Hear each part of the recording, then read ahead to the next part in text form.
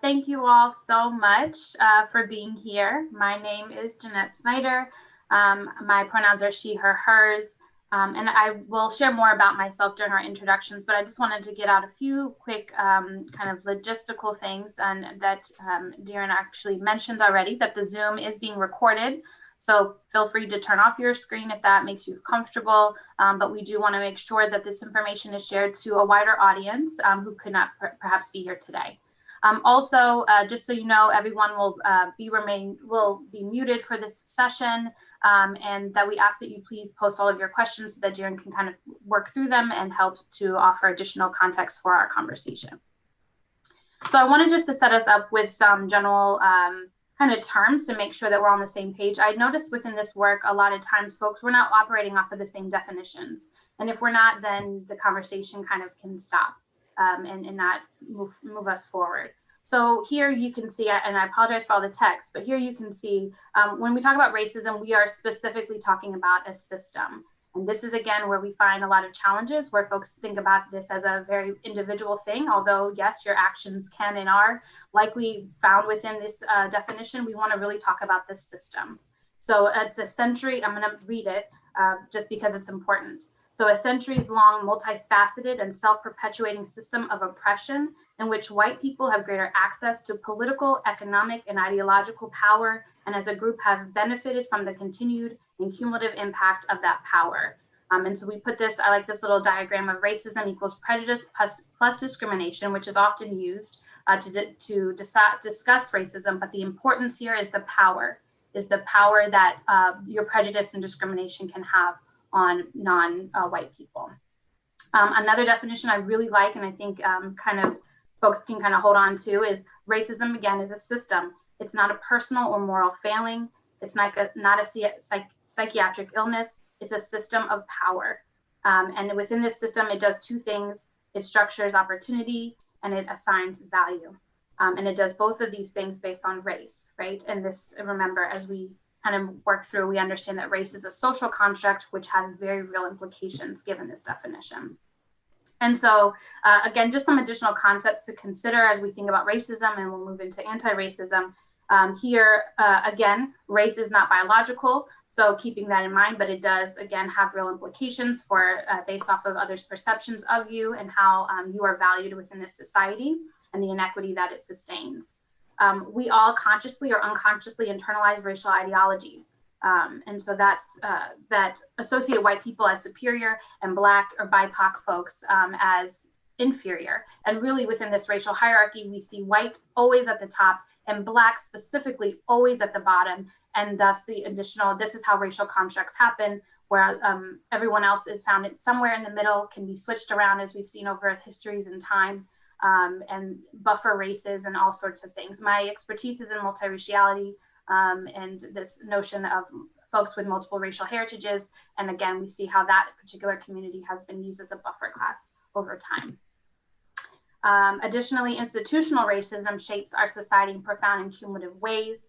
And we see that through, definitely through education, business, of course, which is, where we're all coming from here, the criminal and legal justice system, healthcare, housing, all of these things shape our society in profound ways.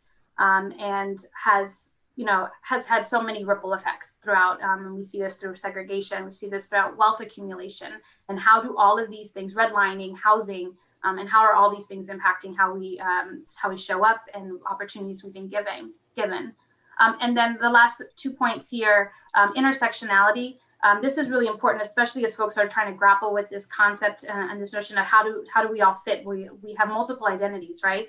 So intersectionality helps us understand that although all white people benefit from racism, and I could say that again, all white people benefit from racism, they do not benefit equally. And although all people of color are targeted by racism, they are not all targeted equally. And I think we can see that with a lot of the outcries that are specifically, that folks are paying attention to now, although it's been going on for centuries, where Black women in particular, Black trans women in particular, are very vulnerable populations. And this is this is due in part to intersectionality and the other isms that we're not necessarily speaking of today. And lastly, I'm going to use the terms, and my panelists may as well, they may use other terms, but I will be using the term BIPOC, and I just want everyone to know what that means. It's a newer term that's being used, and it encompasses Black, Indigenous, and people of color. The folks who've created this concept and this term are specific, as opposed to trying to move away from the notion of just people of color, which is, of course, it is a giant community, right? But we're not all the same. Our histories are not the same. And so really highlighting and spotlighting Black people and our unique histories of colonization and oppression in this country, Indigenous people and genocide, and then, of course, people of color in general. So I would try to be very specific when I'm speaking of Black people, but we can also use BIPOC as another term. And then lastly, just to end us as this portion around anti-racism, right? This is why you're here. This is why I appreciate you being here, no matter how you come to this space or how new you are to this work. And I just want to share this particular definition of anti-racism. Really, it's about being anti-racist, right? We're less concerned with anti-racism in general and really about your actions. And that's really the emphasis here. So being anti-racist results from a conscious decision to make frequent, consistent, and equitable choices daily. This is a daily requirement. These choices require ongoing self-awareness and self-reflection as you move through life. And this is partially a lot of the work that we've been trying to do with our Reading and Dialogue series. It's a constant reflection. It's a constant education because of the system that we've all been born into.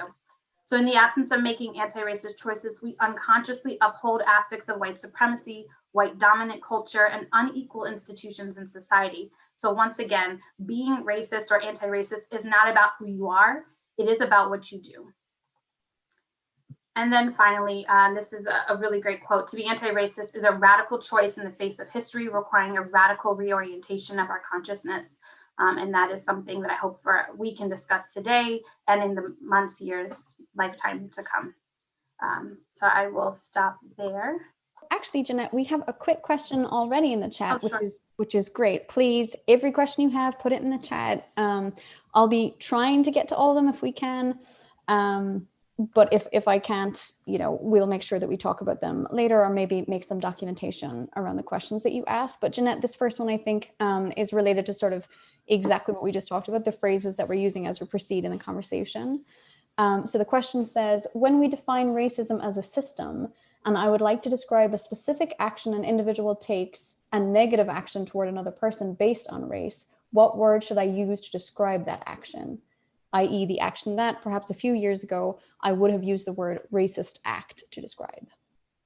So yes, so there are acts that are racist, right? When we're talking about racism, and generally though, we're talking about the system in which, yes, actions come outside of that system. And you may have recalled, there's a triangle that was going around. I actually have a picture of it, but it basically shows different forms of racism and how it shows up. It's the actions, right? So racism has actions, or there are racist actions, just as there are anti-racist actions, comments, words, things. So you can still name things that. The problem is when we say that, we've created such a visceral response, because we're like, oh, this is, you're saying something about me specifically. Again, your action could particularly warrant that statement, but it's more important that we say, okay, what did I do specifically that illustrates the power, the privilege, and the discrimination and prejudice that you have both, that has collided into creating this type of, the ripple effect and continuing to hold certain folks more superior and others inferior. So to be clear, it is a system that we're all operating, but within that are people's individual actions, which should be both empowering and frightening at the same time. The system is frightening because it's so big, but then when you think about it from the context of what can you do, there are actions you can do every day to be anti-racist, right? And so it works in both ways. Thank you. We have one additional clarification question as we dive in to make sure our definitions are the same. Am I assuming correctly that the racism definition relates to America? I think there are different types of racism in different countries, and that is an issue as we educate many international students.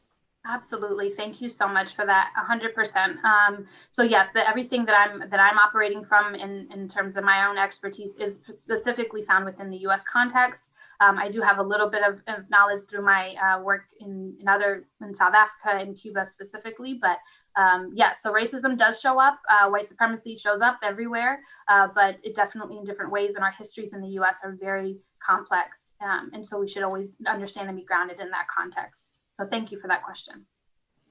All right, these are great questions so far, so I'm really grateful. I think we can absolutely go ahead with some introductions now.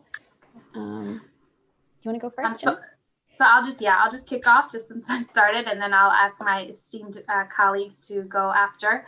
So again, good morning, everyone. My name is Jeanette Snider, pronouns again are she, her, hers. Before I share a little bit about myself and kind of how I show up here today, I want you to know first and foremost, I show up as a Black, biracial, cisgender woman. And that's really important to me because I need you all to know that my lived experience, my research, my education, my perspectives are all based off of that. And it's particularly difficult to have these conversations in this climate. But so we all are clear that, there's nothing new happening now. It's just, again, other folks are paying closer attention. But I did want to name that. Additionally, I've worked at the Smith School for over 10 years, and I wear many hats.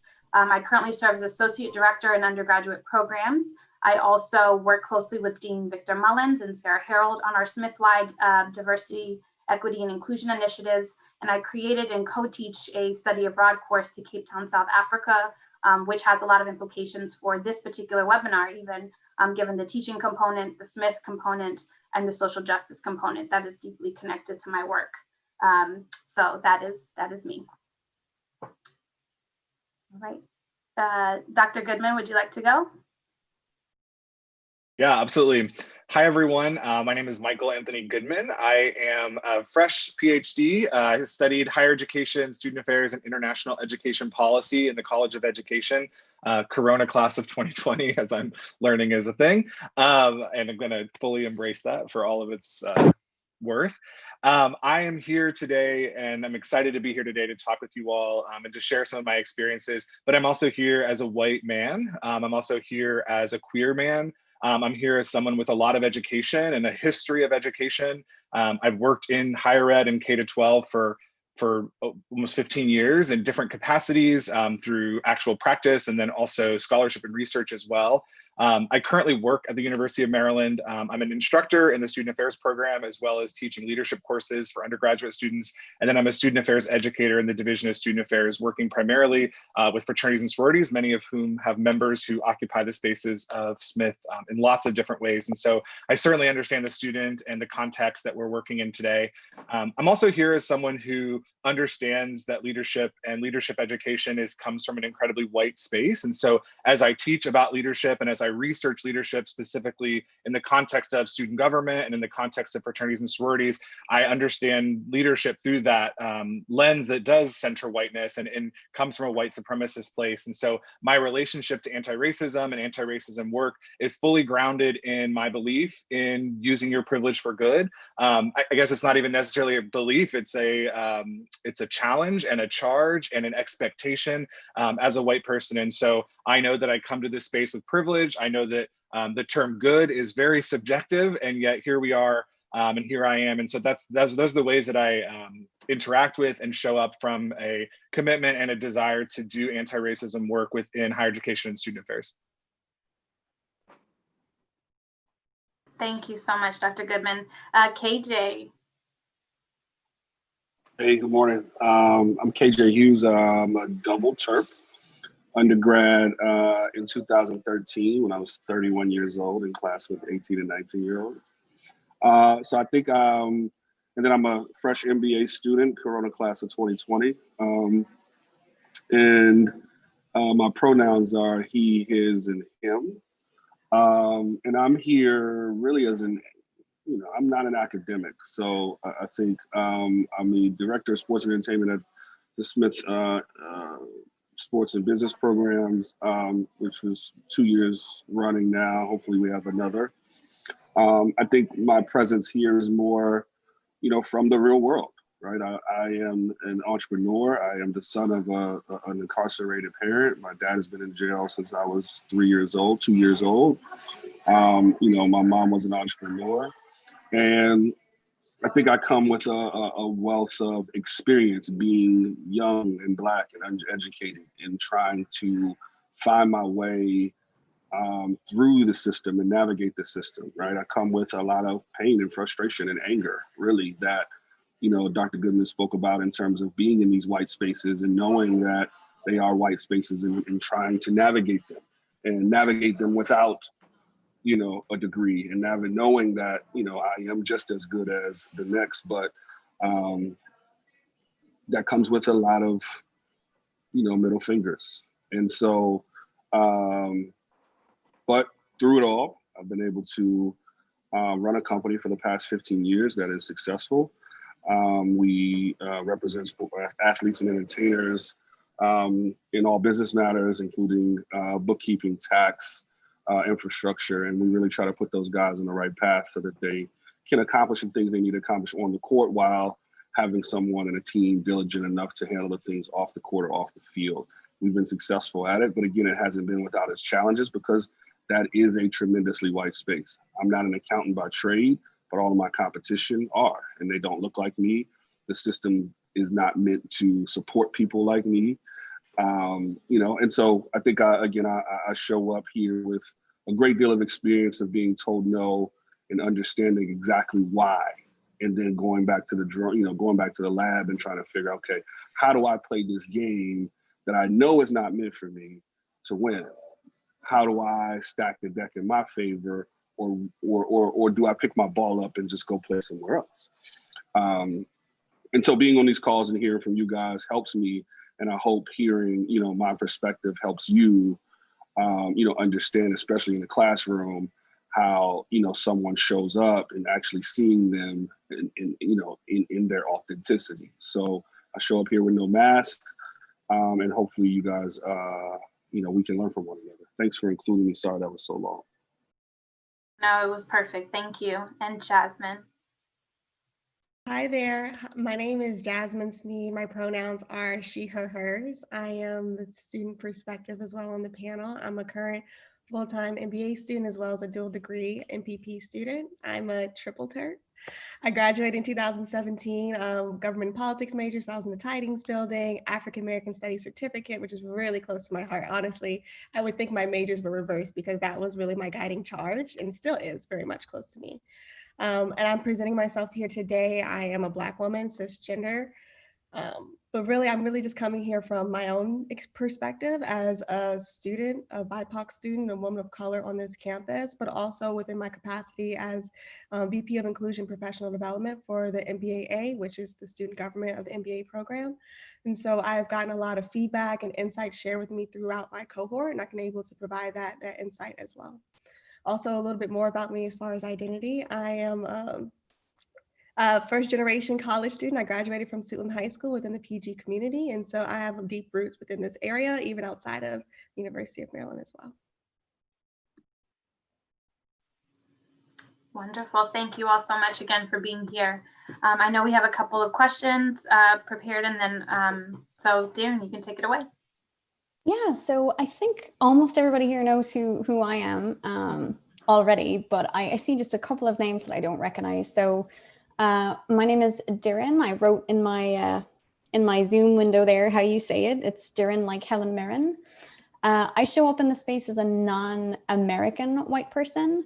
And similar to a couple of other people here, my student journey was first generation college student to PhD from the same colleges as Jeanette. And so that student journey is something that's important to me. And I think when I left the Irish context, came here, I saw when I tried to connect with people who were first generation students that very few were white in that space. And so I connected with people that were BIPOC people and very quickly began to learn about systemic racism. Very quickly, their story of being first generation was very distinct from mine in the way that they had been systematically oppressed and their families systematically oppressed, leading to their differences in terms of access to education and the decisions that they made later. And so that was eye-opening for me right at the beginning, and was a big part of sort of when I invested in that work, right when I sort of got here and trying to understand it while learning the cultural nuances of being in America in the first place, which you would think they're quite similar to Ireland, but there's definitely a lot of differences. And And then I also show up as a cisgender woman. And so being able to acknowledge a lot of privilege that I have in this space, as well as having acquired a PhD and then being an instructor, two additional roles that give a lot of power, right? So your name has new meaning, your name has new weight.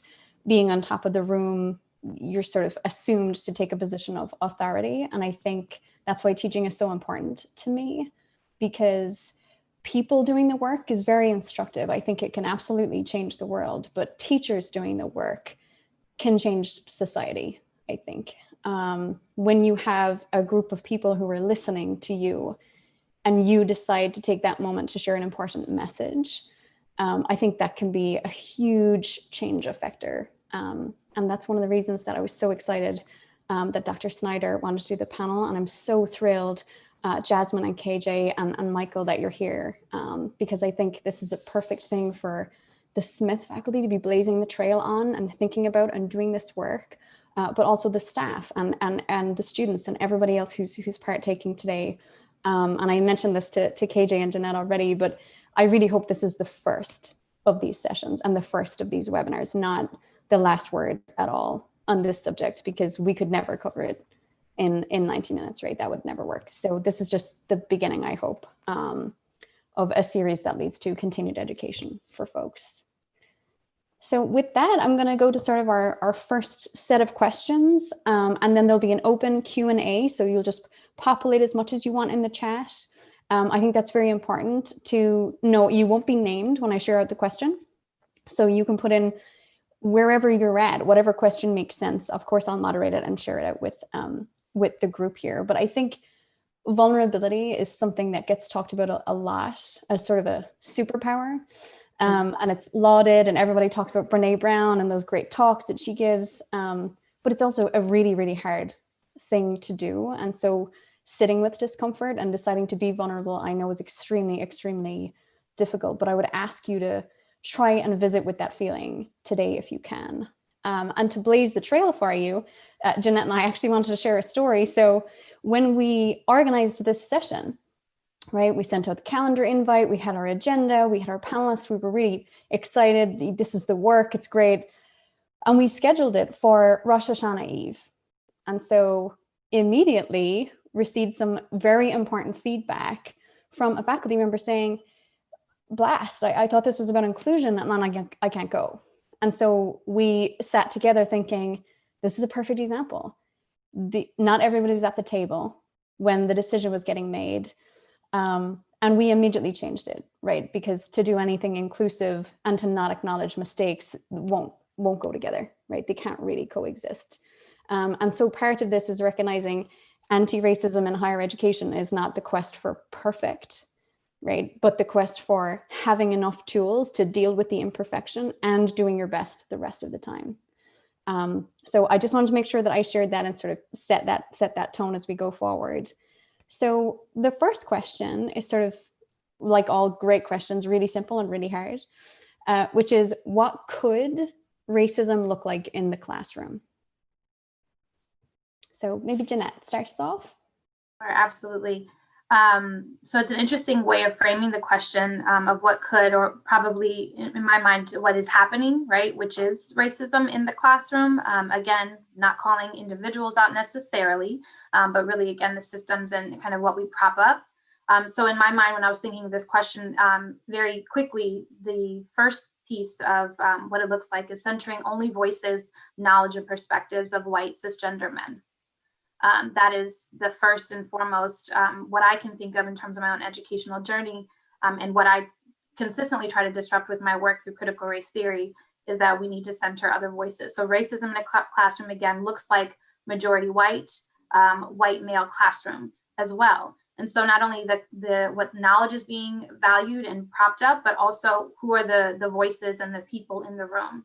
And so I call this out not because you all have a lot of input in who is actually admitted into the Smith School, although I would make some caveats there.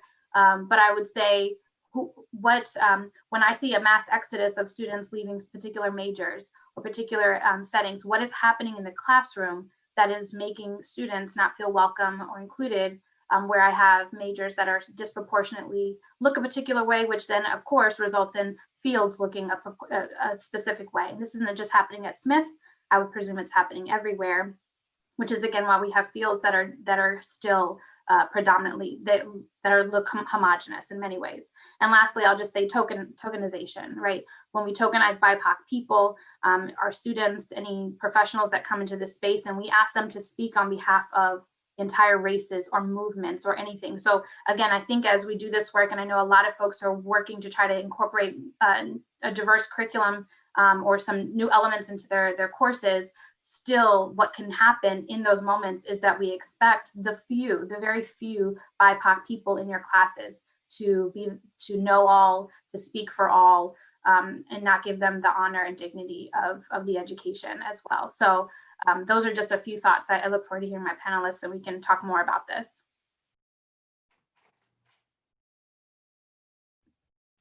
I can jump in. I definitely agree with everything that Jeanette was saying, particularly definitely about the tokenism, because that puts a lot of pressure on a smaller group, a lot of times in certain classrooms in particular.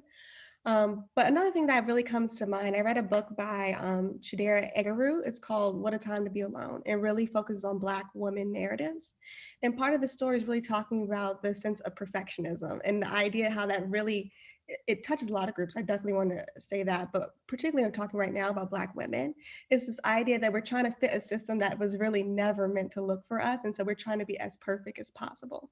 And so you can imagine how exasperated it is right now with everything going on with the country, with the current ruling for Breonna Taylor's case. You can feel that sense of pressure that's going on in a larger context outside the classroom. But that's also conflicts with that sense of perfectionism that's just been embedded in a lot of students, particularly students, women of color, the idea that I have to be perfect. I can't take a step back. I cannot not do this assignment right, even though all this is going on, even my world is upside down. So I think being really mindful of these ideas of perfectionism within the classroom. And I think that can look like a lot of ways, really when professors lean more to sticking to what works, or maybe a certain wording or sticking to a certain style of when people even express themselves or speak. I think really having more open environment really creates that safe space. So there's not really forced perfectionism that really puts a lot of pressure, particularly on certain groups that are really feeling the intense emotions and feelings of everything that's going on right now. So those are the only thoughts that I would add.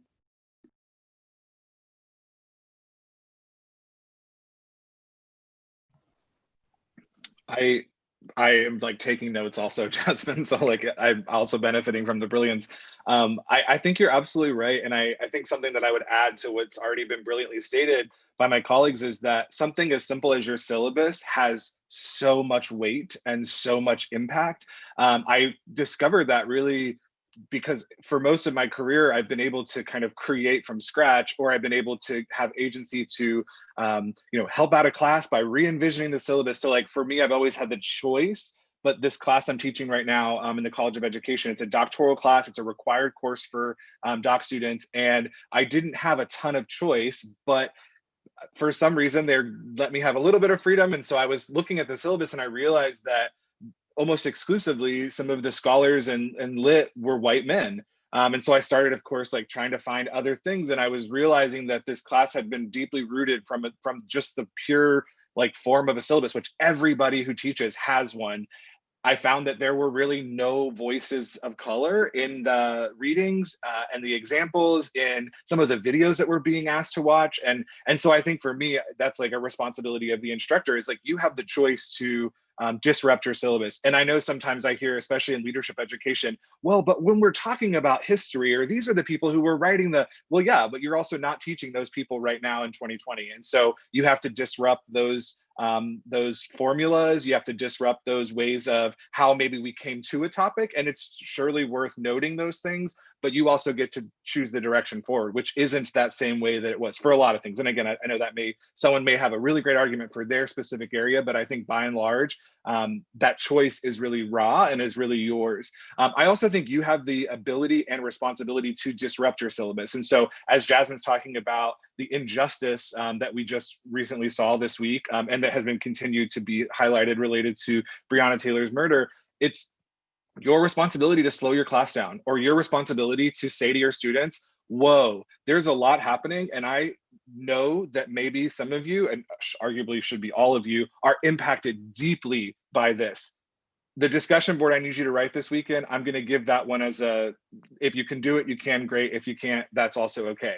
And that's hard because I think it goes back to the perfectionism that Jasmine's mentioning, that like, if the option is to still do it or take the time off, well, the standard of perfectionism for folks of color, specifically for Black women, is, well, I have to still do it because I need to compete or keep up or show that I'm on this even playing field. And so you as the instructor have to give that permission, and you as the instructor have the ability to give that permission. And so I think that's something initially that comes to mind as inspired by Jeanette and Jasmine's comments.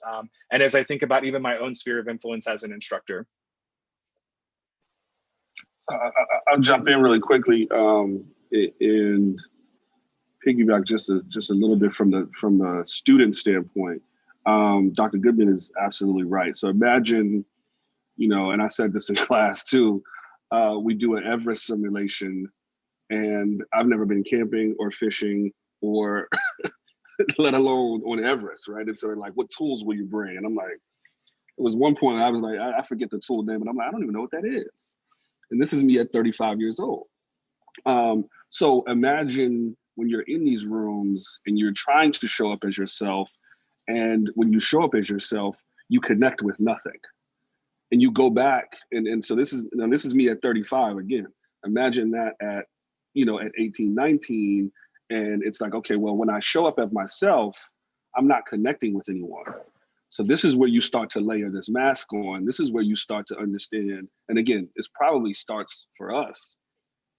It starts in the 5th grade or the 4th grade, or, I grew up in Montgomery County in middle school, and I talked about that on another call. And it's like, you understand the difference, the social differences when you're in these rooms, and you understand how the social construct expects you to act, right? And so when you talk about cases and you talk about owning your syllabus and like you said, slowing down your classroom, it is absolutely within your power as a professor, as a teacher. And I think I said this exact same thing on our last meeting like this was, you have to definitely point out and recognize people for who they are, and make sure that you are seeing everybody and understand that we don't come with the same exact story, right? And so you empower us even that much more to walk in our true selves when you acknowledge that, hey, this may not necessarily be your experience, but I'll give you some latitude in this, discussion post to kind of post about your experience. Adapt this. How could Everest be, for me, Everest might be going to a new neighborhood. So yeah, that's definitely something that I've experienced specifically at Smith. That some teachers get, some teachers don't, and I get it. It's a lot. You're trying to run through, probably 2 years worth of stuff in 3 months. I get it. But if we want to be anti-racist, if we want Smith to be the leading change of this particular category, you got to allow people to show up for who they are and embrace that. Yeah, I think, you're all brilliant. This was already brilliant. And I think, Jasmine, I just want to touch on something you said in particular. I have Black female students in my class, and actually most recently, I did something exactly like this, where I was like, you know what, there's a lot going on.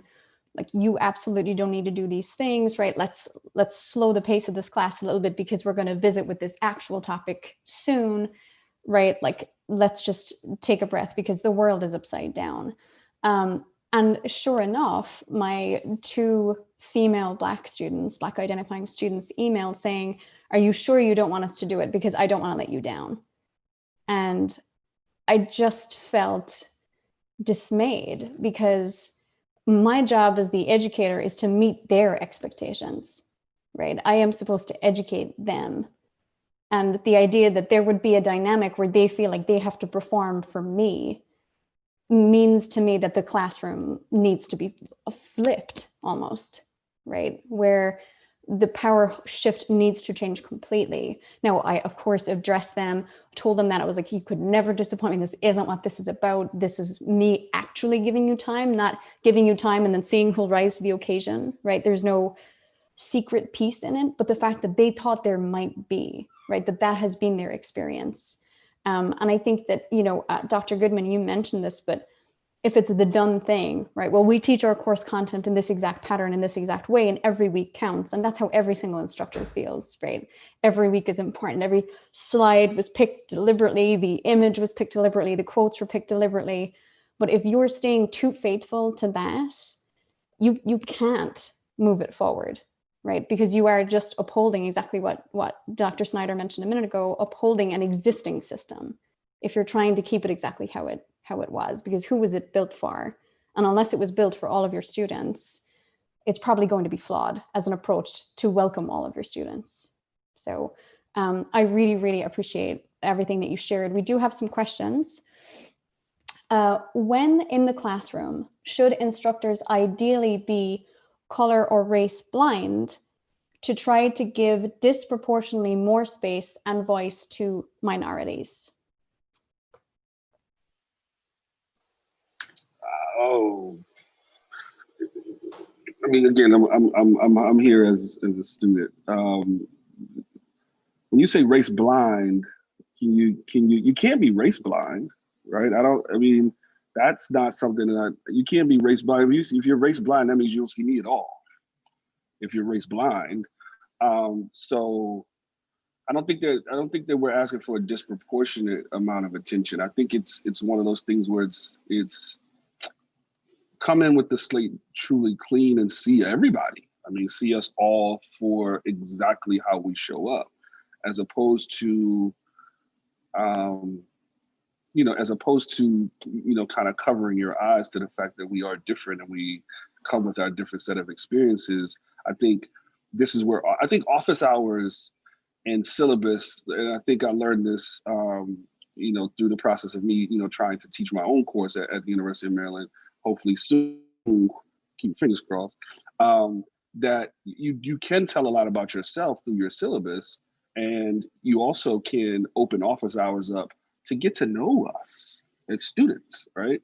This is an incredible time of our lives where we hope to bond with our professors so that these relationships grow as we grow, and these can be our allies through everything that we go through, right? I see it a lot in HBCUs, even my friends now who are like, I'm working on a project with a team from Howard University. They graduated 20 years ago. She was able to pick up the phone and call her professor, right? I think I have one professor like that from my time at University of Maryland, and that wasn't 20 years ago. And again, I think I spoke about how she was inclusive of me and how she saw me and invited me to her home. And I think we can all do this, and not just for the Black student or the Indian student or the Asian student. Office hours, can't just be, hey, come help with some homework. Come kick it. Let's grab a coffee. Let me understand who you are. Let me see how you show up. So then that might give me the ability to be able to shift and talk to you or people like you, or talk to your experiences as I'm teaching. You know what I mean? Yeah, I'd just like to quickly echo what KJ said. So we're not asking folks to be race blind or color blind. I think a lot of people want to say that, and I understand the sentiment, but it's not useful. And because what happens there is that the automatic default, it's given the white racial frame that we all exist under, where whiteness and maleness is the standard. The minute you try to enact colorblind, which again is not, I don't even believe it actually happens, but when you try that, all you're doing is defaulting now to whiteness again. So seeing us, acknowledging us, naming things that happen and calling things out as they happen, that is truly where you create the environment where I will speak up. Because saying, creating space is important, absolutely. Calling people out is not useful either. But if you create an environment and you are vulnerable and you name issues that are happening within society, and then that kind of makes us feel like, okay, we can maybe take a wall off. Maybe not all of them, right? That's not realistic, but we can start to remove some of those layers because you have created this space and environment where I can say something, and at the very least, I know that if I'm going to be attacked or something happens, that you've got my back, right? Or that you will be able to step in the gap. So I would say to that, it's, again, we're getting a lot of questions on how do we get more racial and ethnic diversity within our organizations. I'm getting that a lot from Smith students. And I'm like, we need to first figure out what's going on at the foundation. Have you created an environment where people even want to be in your organization? Similarly, in your classroom, have you created that environment? What are you doing? What voices are you centering? All the things we just mentioned creates a a more racist classroom experience. What are you doing to flip that, as opposed to just saying, like, I'm calling you out, I'm, going the extreme. We want to create that environment where people can actually flourish. Jasmine, I know you had unmuted, so I want to make sure that you get a minute to share. Oh, I was just going to second those thoughts. I think it can be a lot of pressure to put in, like, even sometimes even start overthinking, like, how do I create an environment that is highlighting, like you said, I guess, diverse voices and things of that nature within the classroom. I think the easiest way, I think, to keep in mind is to really, as Jeanette was saying, just making sure that this is a safe space where people can bring their full self. And I think a lot of that is being more open, taking things that maybe stories, I think KJ really highlighted a great one with the Everest, but just taking things that might not apply or might only apply to a certain group, but maybe changing it. If somebody says, like, I don't have anything that relates to me, like, changing and being open. I think that's the biggest thing, is the openness to adapt to the class that you have, because each year is going to change. And so just being really fluid and really making sure that the people who are there feel heard for who they are. And so for me, again, I really resonated with what KJ was saying, that sometimes it just feels like you're operating in two different spaces, and you can try, but, like, that's not me. There's a lot of things I probably say that don't relate as much, or different inside jokes from TV shows that I watched growing up that other people won't get. And it can feel really hard. It can feel really isolating. And it's like, I can try to memorize as much general, usually white centered American TV shows or just general culture as possible. But if I don't feel like I ever can just speak openly, speak freely, and it'd be well received, then I really am just blocked off, not really being my full self. I'm not connecting to my classmates. And that's something that I definitely resonate with now that I'm in a leadership position for my cohort, because I want to be able to connect with as many people as possible. But in the back of my mind is, can I really connect if we don't have those shared experiences, or I can't be my true self? And so in the classroom and as a professor, I think the biggest thing is really just creating that openness so that even if somebody were to share, like I said, I was from Student High School, which I don't know if you're from this area, but it doesn't always have the best reputation. And so a lot of things that might be more normal at other classrooms that I may not have experience with, but for me, being able to open that and share that can able to adapt my experience in that way. I hope that makes sense. But really, I'm just trying to say, just being fluid to the class, who's there and who's in front of you. Let me give a quick. So a syllabus is the equivalent to us asking who all over there, right? It's like, we want to see, are we going who in that class, right? Are we? Is that a space for us? It's like we're looking for language. We're looking for something to say, all right, we cool over there. This is going to be a safe space for us. And, so again, you got to understand that we want to assimilate. We want to be receptive. We want to be received well. We don't want problems. We don't want, but again, we've been so conditioned to, navigate this minefield on our own, that as we get to a college, especially a predominantly white college coming from like a Suitland, we're like, I need to set myself up for success, right? I'm looking on Rate My Professor. I'm looking at halls. I'm asking friends. I'm asking other Black friends. I'm like, what's up with that one? Is that for us? Is that for me, right? And so you got to understand that that's the way that we've been conditioned to succeed. We got to succeed in a game that is rigged. And so we have to find our little nooks and crannies and our, tips. And so a part of that, again, is, you adapting the language and not for us, because I'm sure that there are Indian students who feel the same way. There are foreign students who come in from a whole nother culture and feel the same way. So let's understand that we all are showing up as different, but in order for us to learn and get the absolute most out of this class, the best way to do that is for us to at least fall in love with it to a certain degree and be able to see ourselves in this particular assignment, in this particular course. And that comes from you guys leading.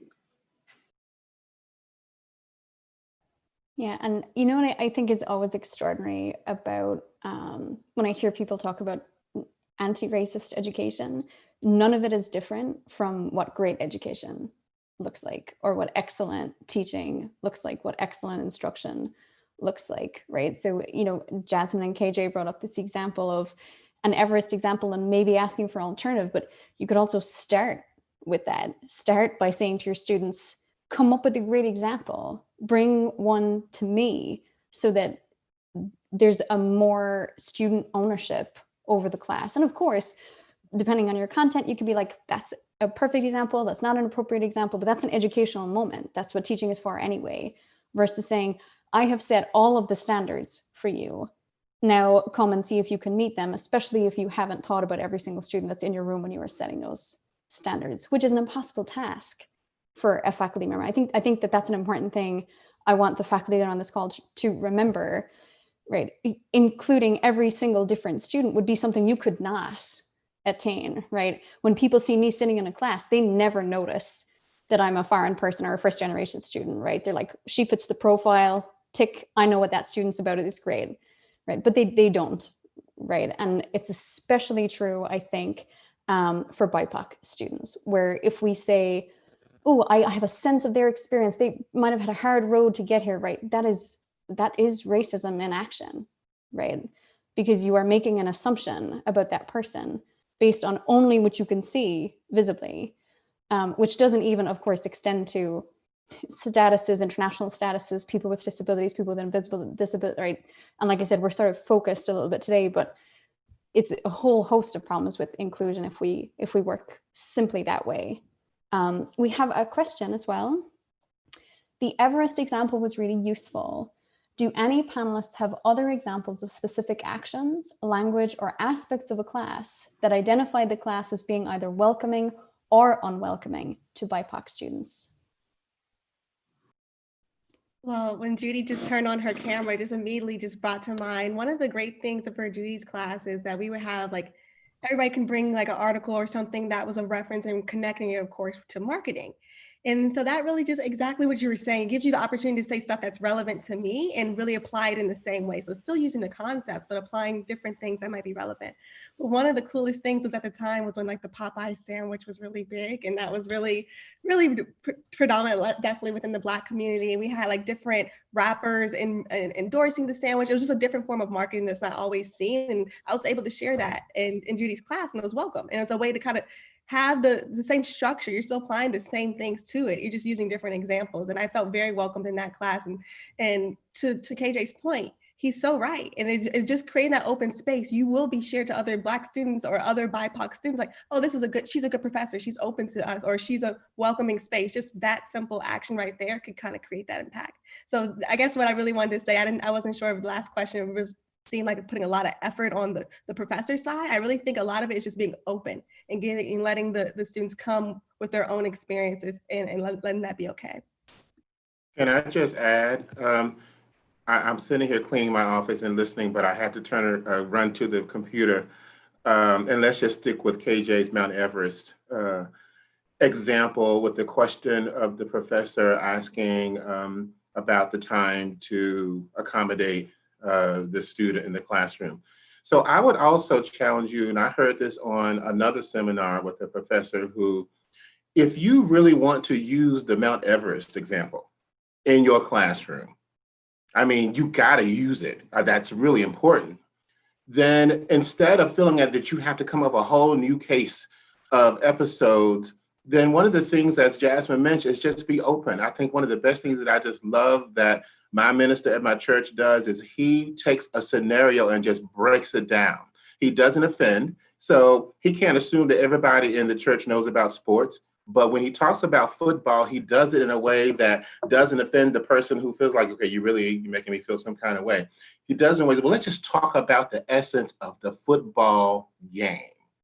And I think that instead of feeling as if you have to accommodate, because Doireann is right, you're not going to be able to do that. So alleviate that stress. But instead, if you're using an example, break the example down so that it actually is one where it definitely allows that person who never been camping, who never went this way, to understand, okay, I kind of get what you're trying to do. And so that is the part of being proactive in your teaching. I just want to be clear. I don't think you have to go out and get a whole new set of cases, especially if that's the part that you really want to do. But instead, though, assume that if you have 50 people in your classroom, there are 50 different type of perspectives. And so what can you do to sort of like unify, let's just take some moments around this case with the assumption that some of you may not understand it in this scenario, others might. What can you do to bring that uniformity of getting the language, uniform so that everybody can say, okay, I kind of get it. I still don't want to go camping, but I still kind of understand why you're doing this, Yeah, and I thank you for that, Dean Mullins. I'd also like to offer similarly, kind of within whatever constraints that you do have. I'm not an expert in business in the fields, but I do know that finance and accounting are deeply rooted in social and societal contexts. So you can, in the midst of explaining or sharing something that could be really foundational, I understand that because, again, theories that we've been operating off of, as Dr. Goodman mentioned, are operating from, again, white racial context. And so, but you can also discuss, how are we collecting this data? We can name, how are we ensuring representative data? What are the implications of the data and the analysis of that data? Framing the content within a societal context is one piece. And then also thinking of information systems, supply chain management. Again, I don't know the intricacies of these areas, but I also know that they work within a bounded system, the system that I just described to you. So there is work to be done. And I certainly acknowledge that, you can use your same cases, but I would push you to use others, right? We're creating databases. We're trying to do as much as we can on our end, who are, again, not experts in your field, to provide some resources for you to make easy switches. That means so much. That means so much to folks in the classroom. I actually want to challenge you to not use the same cases, right? I mean, I'm a small business owner. I know a lot of small business owners. I know a lot of Black small business owners. There are more companies than Amazon. There are more companies than Google. There are more companies than, what else did we, there's, like I understand that those are the pie in the skies, but there's a lot of companies out here by a lot of different people that we could study, and that could bring us down this kind of river of inclusion if we're not talking about the same things in every class, right? And again, I understand that there are certain things that we have to teach, and I get that there are certain companies who have all of the trappings of what we need to teach, but there are opportunities for you to go out and grab something that is relevant to everybody, and it doesn't look like such a utopia kind of view, right? So that's one challenge. Another challenge though is in a particular class that I took at Smith, we talked about economics and we talked about global economics and how he put up a map and he showed GDP, and there was a red area where GDP was a lot lower. That area was all Black and brown people, and yet he glanced over it. And we're all in class in the group chat like, is he not going to say the obvious? Is he not, he's just not going to take this opportunity to say it, and he did. So lean in, right? Black and brown culture is throughout everything that we're doing every day, right? Your favorite athlete, your favorite entertainer, and that's why I think that sports and entertainment is such a intro into this conversation. It is a lot of people's introduction to Black folk through our music, through sports, in small towns in rural or upper Maryland where they might not know any Black people, right? But they know Shaquille O'Neal, and they know LeBron James, and they know Hove, and they know Nas, and they know, so it's like those are some people's introduction into the culture. And that's a business as well. We can talk about accounting in sports. We can call it accounting in hip hop music. We can talk about accounting in record labels. We can talk about all of the millions and millions of dollars and the jobs that it creates for Black people, for ex-cons, for trans people, it's like, let's get in our bag, people. Like, we can really do something different, if we want to. If it's something that you're truly passionate about, You know, I understand. I love, you know, the Financial Times. Love it. Love the Wall Street Journal. But you know, you can pick up an Essence magazine every now and again, right? You can go to the shade room every now and again and see what's going on. At least see how I can, you know, adapt it to a little bit to what we're KJ, talking they don't about, know right? about what's a shade room? Listen, you better add, it's a little ratchet, but it's some educational stuff on there at times. So what I'm saying is there is a lot of information. Where you get it from, how you adapt it is the talent, right? Teaching is it's much more art than it is science. And so you got to understand where you're going to go to get those resources so that you can bring them into the classroom and really charge this next generation with, you know, with this energy. Like, you know, put the battery in our back. We ready. KJ, I can't tell you how excited I am for you to be teaching. Like, I can't tell you. I'm so excited. But I want to second something that you said, and I do appreciate the point of like some things are so central to a topic, that's fine. But if you are keeping something that you know might be excluding a group of your students, definitely ask why you're doing that, right? If the reason is because this is the founding tenet of that topic, that's probably fine. If it's because you just can't think of a better case in that moment, there are resources. There's pretty much nothing Google can't do these days, right? You have resources in your students also.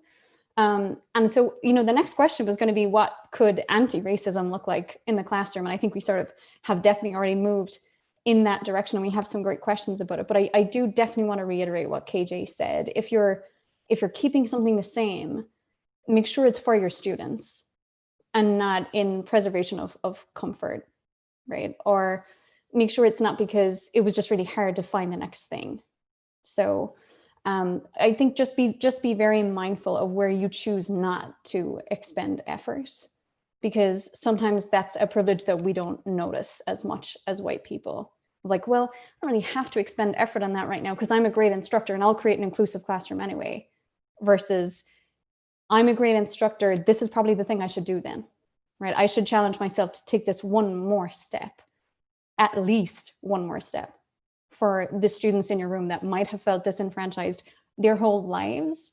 And you want to make sure that you are not part of that problem, right? And I have heard faculty, especially because business is different, right? I come from education. I know that you all know that, and it shows. And business is different. And so there's that competitive edge and that competitive piece, which I think is crucial and important. This is the edge now. This is what great instruction is going to look like. Keeping up with how instruction used to be is not making these changes, right? Keeping up with where instruction is going is pushing yourself to make a classroom that engages every student that you have got because of their differences, not because they are one united group. They're not. Even if they're your student, and I know that as an instructor, we definitely have that feeling, but they're my students, they're amazing, and I remember all the things we did together, right? But they are all coming to you from different pieces, and when they leave your classroom, they have different experiences again, right? So at a certain point, we are sort of the faces of what that next level of education could be. So every time we want to keep something the same, just ask that question, why am I retaining it this way? And make sure it's because of your students. So some of the great questions we have gotten. The weekend that George Floyd was killed, and we know that there's another very charged week right now, right, with the indictment around Breonna Taylor, okay? I was teaching an all weekend class, so an intensive, and went into a Zoom breakout room that was populated with BIPOC students. And the energy told me that this was, of course, impacting them. I wanted to make sure that I acknowledged it, but I wasn't sure exactly what to say. Could anybody provide some examples of how to acknowledge, especially in extreme and difficult situations, as a white person, potentially, how to appreciate the impact it was having and address it and empathize with the students? I know that's a difficult question. Nobody is obliged to answer. If you feel you have the energy to answer, if you feel that you have an idea that you want to share, please absolutely do. If not, I can move on to the next one in a minute. I'm happy to share as a white person, as an educator, and actually in a similar space right now with the class that I'm teaching. I think one of the biggest things that I'm like sitting with, and I actually just tweeted this recently because it really was something that hit me, was that I think as instructors and faculty, sometimes we forget to say like, thank you, and I see you, and I'm sorry. And saying I'm sorry for what's happening doesn't mean you're inheriting that responsibility. I think some folks are feeling like that's white guilt in a lot of ways. But I think saying to students like, this really freaking sucks, for lack of better terms. I think sometimes faculty feel like especially white faculty, feel like they have to fix something. And our students of color in the class, specifically Black students, are like, you're not going to fix this, because like then you must have some magic power in this current reality, because folks have been saying this for years, for generations. And so I think it's really important for instructors to literally say, this really sucks, and I am sorry this is happening. And if you don't have the answer or you don't have an offering, it's okay to say that too. I don't know what else to say right now. I want to be mindful of space. I want to note that I see you. I'm also happy to dip out of this space if you want me to create affinity spaces. And so I think that's another option, is like, as a faculty member, to say, so for example, I'm teaching a doctoral class about learning, and most of the class are non-white people. And I am sitting with this notion of, okay, we have a discussion board that they're supposed to comment on this over the course of this weekend. But what does that mean for me as an instructor to still expect an assignment to be completed and at the same time empathize that this might be an absolute desire and necessity for someone to take this weekend to rest rather than pay attention to other people's thoughts on some discussion board that moves very rapidly? And so some of this is giving permission. Again, there is no expectation. So I think to the point earlier, Doireann, that you mentioned about like the students writing to you and saying like, but are you sure we don't have to do this? Saying that thing, I do not expect you to do this, or this is a pass. I'm going to go ahead and adjust the assignment in Elms so you're not even able to turn it in. Like things like that are ways to accommodate and to say, I see you and I hear you, but also for the white folks on the call to know when you got to step out. Because I think what happens sometimes is you might find yourself in a conversation. And as a queer person, I find myself sometimes in a space with a lot of marginalized people. And I'm like, yes, I'm here doing justice work. But sometimes that justice work isn't actually about me. And so sometimes I have to step back. And so I think that's a huge thing, especially for white folks on the call who have marginalized identities, knowing when to say, okay, I got to take the cue and let me just slide out of here. And so I think that's like the biggest piece of advice that I would give, but also don't stop the convo. If you are entering a classroom and you see students talking or you see students feeling some type of way, let that happen. The worst thing you could do is say, I'm so sorry to interrupt, but we got to get to class, because what you've done then is completely silenced them. You've silenced their experiences. And what you've said is, this class matters more than you. And I will say this to my students all the time. This program does not matter compared to yourself, your health, your safety, your well-being, your identities. But I think that the institution and academia tells us otherwise. And so you have to find a way to maneuver through that system. And again, as white folks, to use your privilege for good, this is the best place and space to be able to do that. And so like I started with, sorry, I'm like speaking longer than you probably value, but I started by saying I'm currently experiencing this because someone wrote in a discussion board last night, very vulnerably, I am here, and our week this week is race, racism, and learning. And so the worlds colliding in this way is like a lot, and it's heavy. And the student wrote very beautifully that this is a lot for them as a doc student and learning in this way and in the current environment and her identities and how they're intersecting with what's happening in the world, and specifically Breonna Taylor's murder. And I try to write back on everyone's discussion, and all I just wrote was, I don't know if I have the best response, and I also don't know if you want that, or if you need that, but I want you to know I see you and I hear you. And that may not even be enough, but I think in this current space, that was enough for me. And I think that I will, of course, come back to that, but I can't ignore that. I can't just keep going on the discussion board as if none of this is happening and that student didn't disclose or feel or experience. So all that to say, I see you, I hear you, thank you for being here. Those things actually hold a lot and mean it. Of course, like it's not a script, but like mean that and understand why meaning that matters. Thank you so much, Dr. Goodman, for that. Everything you said, I really have nothing more to add other than to affirm what you're saying as somebody who has been on the receiving end of those comments. It means everything. And I'll kind of harken back to when we first had a town hall with all faculty and staff, and Dean Mullins read a really compelling article of a Black man who said, I'm in pain, I'm hurting, but you still expect me to come to work and get back to work and do everything as if nothing has happened, as if my world has not been shattered yet again. Again, these are not new incidents, please. I want to keep reminding us of that. So that is the pain of you just expecting us to continue on as if nothing is going on. So those words, although are not actual, aren't doing anything to change that system, it means a lot for the folks in the room.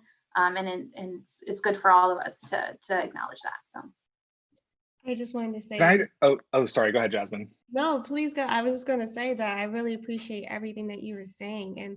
And really, even just in me personally, I feel much more hurt, even just hearing you say that, the space that you're creating for your students, because this is a very trying time. And I think to the original question, the point of what should I say? I think the biggest thing is like, I'm human. I don't know exactly, but the biggest piece for me, I think is, this is not okay. Because I think the biggest question I think that really plays, and going back to that book that I mentioned earlier, is the idea, am I crazy? Am I the only one having this experience? Is this okay to other people, but it's not okay to me? But really just kind of validating, like, this is not okay. I don't understand what's going on, or this is not okay what's happening to this group, at a larger scale. Like just something of that nature really would validate and would really, I think would be helpful as well.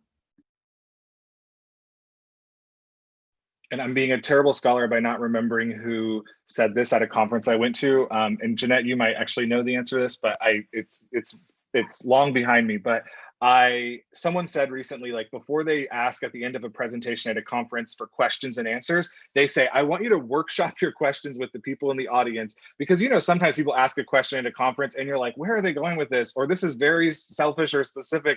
And I think that same thing applies here. Like, before you go to your colleague who is a Black woman to ask about what you should say to Black women in your class, or before you go to a colleague and you don't share that identity, to ask about another racial identity and something happening, workshop that with your white friends. Like, I think that's something that is also, you're putting additional labor by saying, hey, Jeanette, I've got a quick question. Can you help me craft this? Well, you're asking Jeanette to do an additional amount of labor that's at the cost of her identity. And so find a group of white friends. Maybe that's an affinity space or a meetup space in the Smith School that's like white people confronting racism. Workshop it in that group. Like, talk about how to do that before you go to your colleague Jasmine and say, could you help me craft this thing for my students? Well, like, what are you crafting for Jasmine? Or what are you crafting for Jeanette? So I think that's just like another thing that I try to think about for myself, is like, there is the internal urge to be like, but I'm really good friends with Jeanette. And at the same time, this is still at the cost of something. And so I do try to think about that. And I hope folks will think about, like, what is the cost of me going to I've got a Black friend colleague, is kind of the framing of it, to help you craft or narrate that point. Dr. Goodman, I'm so glad that you said that. I think you and I are going to be friends. I absolutely understand, and everything that you mentioned about addressing with your students. And I think I would just affirm and uplift what you have shared and Jasmine shared and Jeanette has shared. And maybe just one additional note, which is, anytime that I do interact with my students, because they've brought it to me, we're having discussion, I also give them the option to just stop responding if they want. So if I send an email, I do some outreach, I write no and no interaction and no response, all completely acceptable responses in this moment, right? So that they're not constantly burdened to be in the discussion, right? Because there's exhaustion. And because they might be having to do that in every class. And they also might be having to do that with faculty members at all different stages of their journey, who aren't here asking meaningful, important questions, but who are elsewhere thinking that they're doing fine on this work, right? And so that can be a really challenging thing for folks, but we've got more excellent questions. I know we're pushing on in time, so I want to make sure people get heard. I think this is a great question. So one faculty member has stated, sometimes I worry that my efforts to be anti-racist in class will come across as performative rather than genuine or sincere. Am I overthinking things? So, and I would actually offer one initial response, which is maybe, but even then, the fact that you're taking the responsibility, I think, is still key, right? If you're doing the overanalyzing and other people aren't having to process your action, it's still a better dynamic than silence. I think one of the most injurious things that we can do is have our students pretend, right? And I know this is something that everybody has touched on already, of saying, I see you and I hear you, and this is a terrible week, or this is a terrible event, or this is just terrible. Systemically has been for a long time. I'm so sorry we're noticing it now because it's in the news. I'm sorry, we don't make this space for rest every single time, right? But I think being able to say that you do see them and that you are listening, it's really not about us as white folks in the educational space, right? I don't think it's about how we come across. I don't think that's the most important thing. I think the impact is the most important thing. And I know that Jeanette is expert at talking about intention and impact. So I'm gonna send it to you first, Jeanette. Yes, so Doireann, I completely agree with that. And I think at some level it does start off as performative. We've seen that in even businesses, right? Where they're just making these statements and at some point, I don't know if they're real or not. What I'm looking at that henceforth is what you're doing, is the actions that you're taking. So the statements are important. I will never say, don't make those statements, but what I will say is I'm looking at you now. I'm checking on you now. And from henceforth, are you actually enacting what you say that you believe? But to say that it might start off performative or might feel that way, to Doireann's point, is not the point. It's acknowledging our humanity first and foremost. And then again, from making sure that your actions align. And again, it's a daily practice. It's a daily practice of checking yourself, checking, your class notes and what are you doing and what are you saying, and messing up is going to happen. It's 100% going to happen. And then what do you do after that? And how do you genuinely work to correct that for the next time? It's flexing a muscle. That's what I often say. I'm working on this from other identities that that I hold a majority or privileged status. I mess up all the time, and I'm constantly flexing it and genuinely looking and reading and studying and trying to figure out how do I make that correction. And I've already seen changes in my own self, again, around other areas of identity and power and privilege. So yeah, just offering that.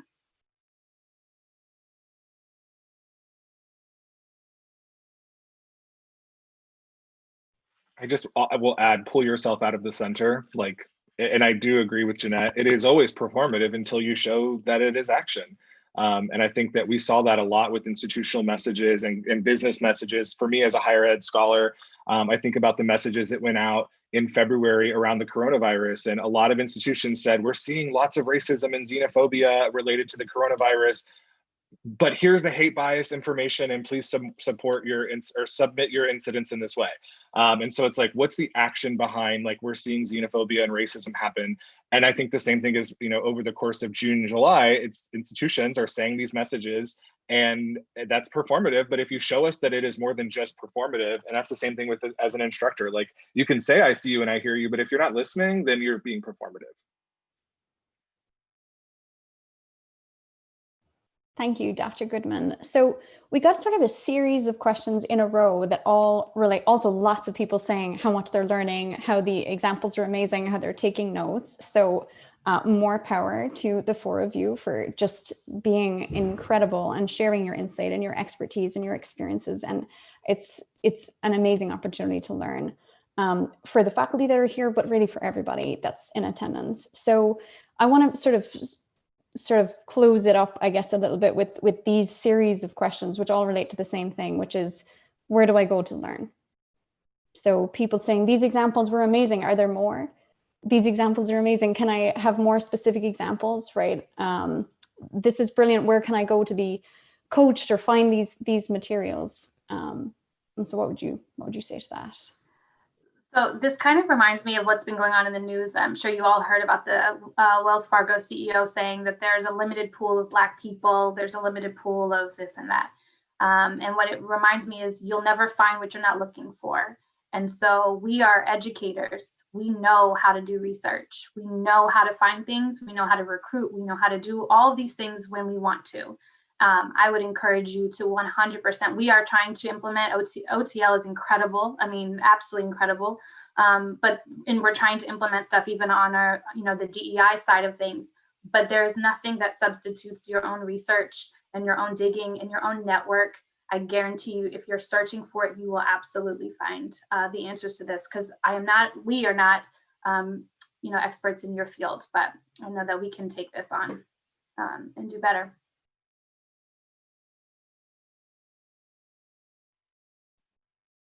Well said. Thank you.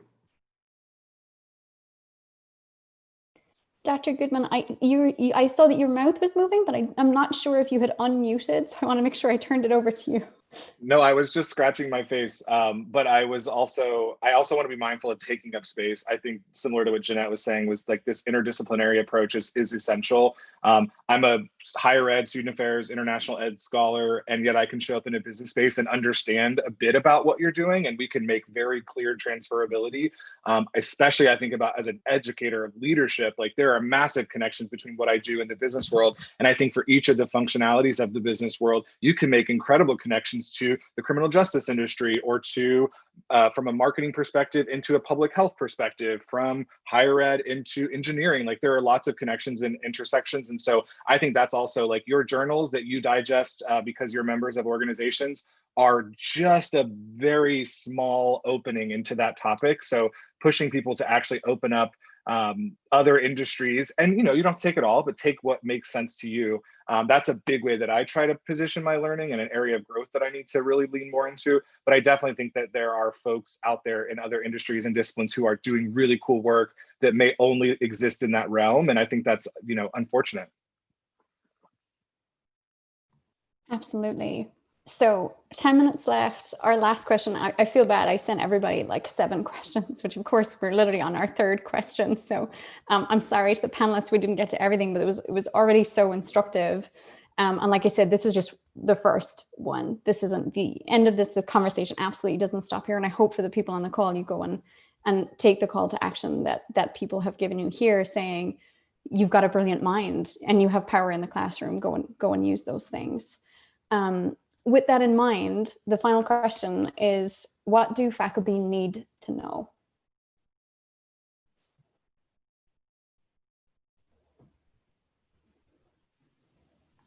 I'll start. I have 1,000 response. Oh, you go, KJ. You go. No, go ahead. Go ahead. Real quick. All I would say, and we can circle back to me perhaps, but I would just say inaction is action. If you leave, the fact that you all are here speaks volumes about you for just being here and listening. It is definitely the first step. But I would say inaction from this point forward, or whenever it is that you really came to care about this work, is action, and that it is truly your responsibility. It's not a matter of, we understand that it's going to require work of you, but this is the job. This is part of the job. And I would say you have to move. You have to move. Like, we have to grow. It's unacceptable any longer. So, and it's part of the excellence that we're all striving for. I think I said it before, but you have the power, right? You absolutely have the tools and the skills and the knowledge, and best of all, the platform, right? The university is a platform of inclusion. It should be a platform and a space of inclusion, safety, of all of these things. And so one of the things that, and I wish to God that it paid more, because I would do it full time and I would be all in, but I can't be black and broke. But the reason why I'm so passionate about teaching is because it's the one place where you can implement and make some sort of a difference.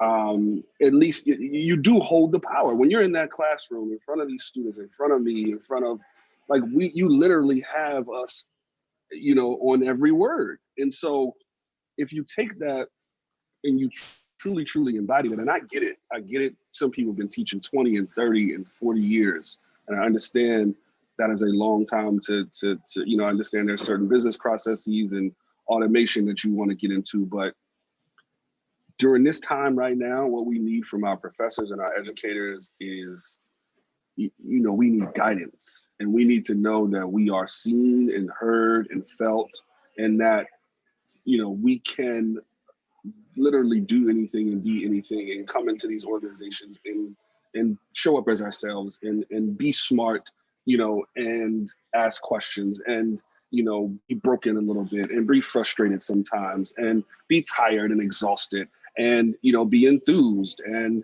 be able to, knock a meeting out of the park. And it's all of these things. And I think that when you're standing in front of these rooms and you're lecturing, connect with us. Like we are, I mean, especially at an 18, 19, 20-year-old, like, you know, even an MBA. I mean, when I chose to get my EMBA was because I was in a place where the only thing I could control is the amount of resources and the amount of tools that I use to sharpen my skills. So if I can't just keep complaining about the system, I have to do as much as I can within all of my realms and within all of my grasps to sharpen what I have, and that's my mind. And so, you know, it was the best thing I ever did. I met amazing people, amazing professors, and, you know, I would encourage everybody. But I knew that, right? And I know that being in that space, and this is my last point, is I knew that this would give me that enthusiasm or that push or that will, and to keep going and keep fighting, keep striving to at least get in the upper ranks of the game, right? Maybe I'm not going to win it, but maybe I'm going to learn some skills and meet some people who understand what I'm going through, and maybe together we can win. And so, you know, be encouraged that, you know, this is not just, you know, a hamster wheel, right? These students are being changed. They're listening, they're learning, they're going into these organizations. But what are they doing? Are they creating the same cycle for the next 20 years? Right? You have the power to embed that in them right now. And so I arm you and I encourage you to, you know, learn as much as you can and go into the classrooms and unleash, you know. But thanks to everybody who joined, and I appreciate you guys. I just want to take 2 quick seconds before we hear from everyone. I also just want to say I don't want to center whiteness and white students right now, but this work is so important for them because they're also going into the workforce and working in different capacities. So I want to just name that, yes, this is about us for sure and how we are able to show up in the classroom, but I'm deeply concerned with how we are educating our future business, you know, colleagues, and how they are then interacting with us and how then they are perhaps even being managers and leaders.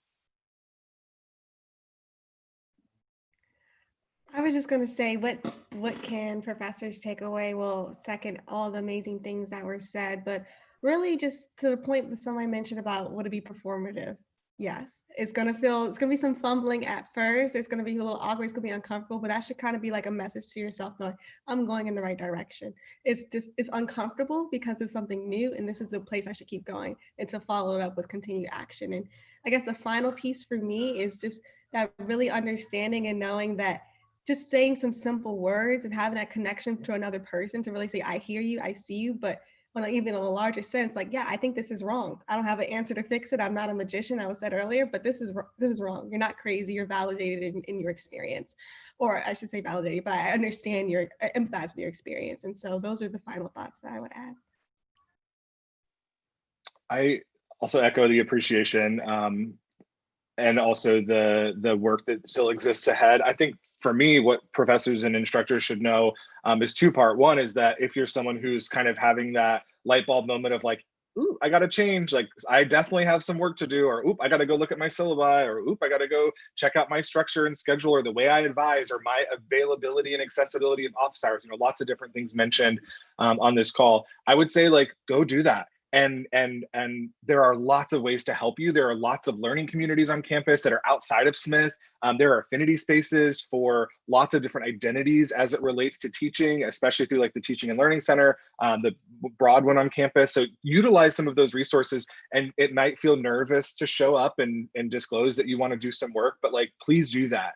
I also think there's a part of this where there's folks on this call who might be thinking, I feel pretty good about what I'm doing. I feel like I'm actually in a place of like understanding racism in the classroom or addressing anti-racism in the classroom. And so my challenge to those folks is to go pay it forward then. Like, run for university senate and disrupt the institution at large. Have conversations with students that encourages them to go and disrupt the systems at large. Like, because I'm someone who researches student government, I'm all about like, let's inspire and encourage the students to go and like write legislation, protest in front of, you know, the president's office, have conversations that engage the Diamondback. Like, I feel like those are also ways, if you feel like, okay, my teaching pedagogies line up with an anti-racist framework, what next can I do? Your advising, your scholarship, the way you show up in terms of service, the way you engage with national organizations, the way you fund things. Like, I think those are all ways to take it just a little bit further. And I say that also as a white person who's like telling myself that, like, I need to keep doing that too. And like, I need to go and do that work. And I'm also saying that as someone who's like willing to be a resource on campus.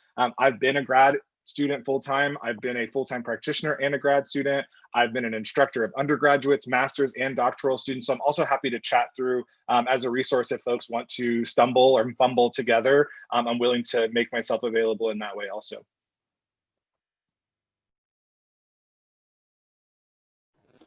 Dr. Snider, we have 1 minute left. I'm going to give you the final word on this amazing session that you put together and led.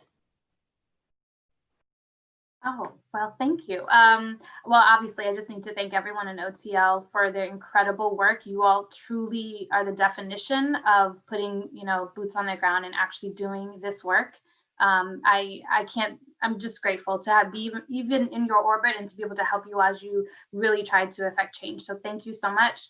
And I also just kind of want to leave, we were going to end the questions that we had kind of pre-prepared with some like positivity, some hope stories. And obviously I started this sharing, and we've all shared about how heartbroken many of us are based off of what's been going on in the world. But I will say that the moments that give me hope within Smith in particular are the moments when I've seen my white colleagues, white faculty step in the gap. And I've seen it very specifically when they've called out another racist actions or racist faculty members. I've seen it when I've had a student who wanted to be very, aggressive about an anti-racist book that we were reading. And they said, I will take it. I will take that student. I've seen it when a faculty member with other white faculty members came to me and said, if anyone gives you any trouble, if anyone says that this is not our work, the work that we're required to do, then you come and tell us and we will talk to them. So that is what gives me hope. We need white folks to come and be a part of this process, and putting your bodies on the line are sometimes part of it. And in those tangible ways are just some examples. So I just want to thank you all so much for being here and listening, and for all the work that you're doing. And the panelists, I just cannot speak enough about how incredible all of you are. I'm so grateful, so grateful.